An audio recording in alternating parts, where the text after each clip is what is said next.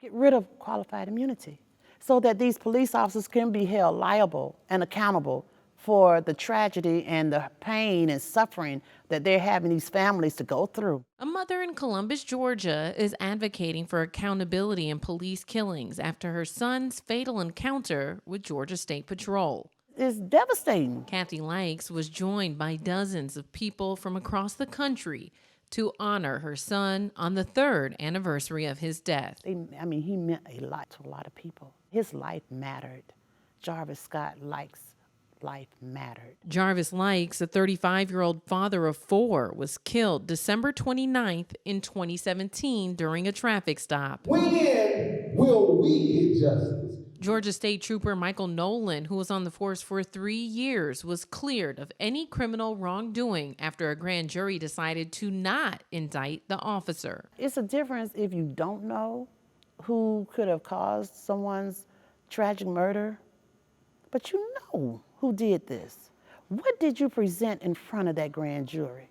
What did you tell them? Because we weren't allowed in there.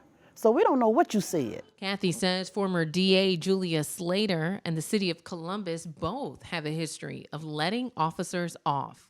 GBI basically is going by what the state trooper said. So see, it's like policing the police. You know, you got the police investigating the police.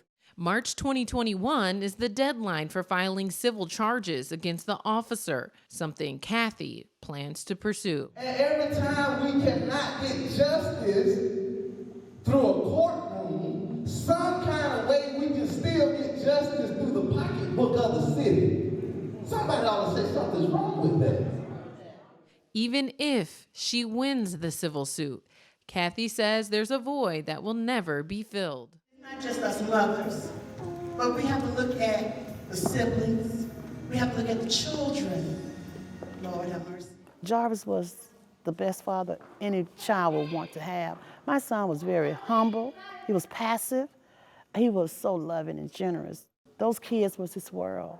And he worked hard to provide the best he could for those children. And those children to this day are still having to deal with that scar, that wound. Since the grand jury hearing for the death of Jarvis Lykes, the city of Columbus has elected new leadership, including a new district attorney. You know, we have a new chief of police now. We have a new sheriff in town, Greg Countryman, okay?